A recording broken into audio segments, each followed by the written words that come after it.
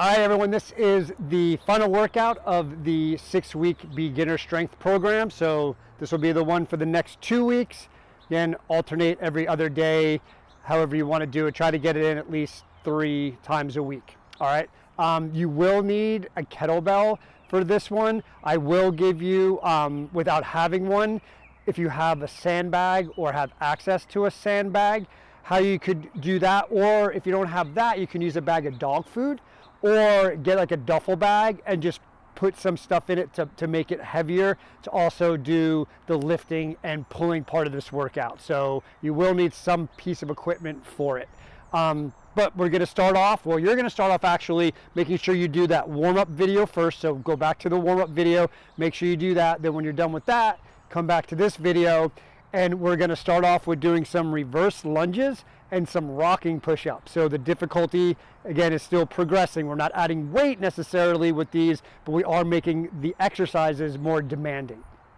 So a reverse lunge is you're going to just stand up nice and tall, take a step back, and from here you're just going to drop. Think about just dropping that knee down, keeping a good upright posture, and trying to get your knees about like 90 degrees in each one. All right, so most of my weight is on the front, but I am pushing up on my back foot a little bit, and then I'm going to step back forward. Then I'm going to alternate them, because I do want you to alternate. Now I'm going to step back with the other foot. I'm just going to alternate back and forth. I'm going to do 10 on each leg. If you want to hold some weight doing this, if you're not a beginner and you're just looking for a program to do, feel free to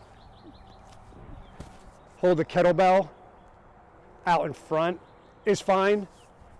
Or if you do, say, have a sandbag or a bag of dog food, you can hold it like this while you're doing them. All right, so you're going to do 10 on each leg, and then you're going to go down and do some push-ups. They're called rocking push-ups. I'll show you what they look like, but I'm going to give you 2 different variations depending on whether or not you're still doing push-ups on your knees or not. So if you can, off your knees, you're going to rock back, trying to get your butt to your calves, and then come forward and do your push-up. Looking out at the horizon the whole time. All right, if you need to do them on your knees, rock back like that. All right, so you're gonna do 10 of those, and altogether you're gonna do 3 sets. So when you're done with your push-ups, you're gonna go back and do more reverse lunges. When you're done with that, rest for a minute or 2, let your heart rate come back down. Then that's where you're going to grab your kettlebell or, again, whatever else you have. And you're going to do, for the lift part, you're going to do a lift and catch. All right, so it's a little more, I guess, like ballistic, you can say, compared to just holding onto the kettlebell, doing a deadlift. We're going to add a pull and a catch to it. So I'm going to show you from the side first, because it really is important how you set yourself up for this. So I have my kettlebell. I want you to pretend that there's a handle coming all the way out as if it was a regular barbell. You want your toes to be on the other side and your feet about hips width apart. Now from here, you want to push your butt back, hinge at your hips, right? Don't drop down like this. This is okay and safe to do. It's just a different movement. I want you to be more here. Get the slack out of your arms, just like in a regular deadlift. And then from here, I'm going to pull up and slide my hands around the handle and then catch the kettlebell right at my chest. And then I'm just going to reverse. I'm going to slide my hands back around, hinge, take my butt back, come back down to here. If you want to stand up to reset and go back down, that's fine. Just like that. All right, so now from the front, I set myself up, looking out at the horizon, no slack in my arms, so my arms aren't bent. And they don't bend at all. So sometimes people set themselves up really well, but then right before they lift, they drop down and pull. You don't want to do that. Right when I lift, that kettlebell should come up with me. And I'm going to act like I'm standing up and pushing the ground away from me. I'm actually going to even start pushing the ground away from me before I even move anything. So I'm pushing my feet into the ground, and then I'm going to stand up tall, pull this kettlebell up, and catch it right at my chest. Bring it back down, push the ground away, catch. So 10 of those. Then you're going to go to a bent over row. If you have something to put your hand on where you're kind of hinged over a little bit, that's great. If you don't, you can put your forearm, step back with one leg, put your forearm on the other leg, keep a nice flat back again, look out at the horizon, and then pull that elbow right straight back towards your ribs, almost like you're trying to put the kettlebell by your hip. All right, you'll do 10 of those and switch sides. Avoid using your hands, because a lot of times what happens is people, you wind up like this with your back rounded and like up really tall. I want you to be hinged over. So putting that forearm there kind of helps you stay hinged over. So you'll do 10 one arm, and then you'll do the 10 on the other arm, again for 3 sets of the lift and catch and the rows. Then you're gonna go on to some core. You're gonna go dead bugs. Flat on your back, try to lift your tailbone up off the ground a little bit, chin tucked.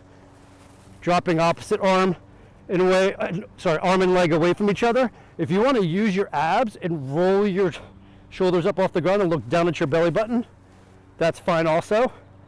You can also be here. You're going to do 20 all together, 10 on each side, however you like to count. Then you're going to come over and either in a push-up position or down on your forearms. Now you're holding a plank for 1 minute. Staying nice and strong.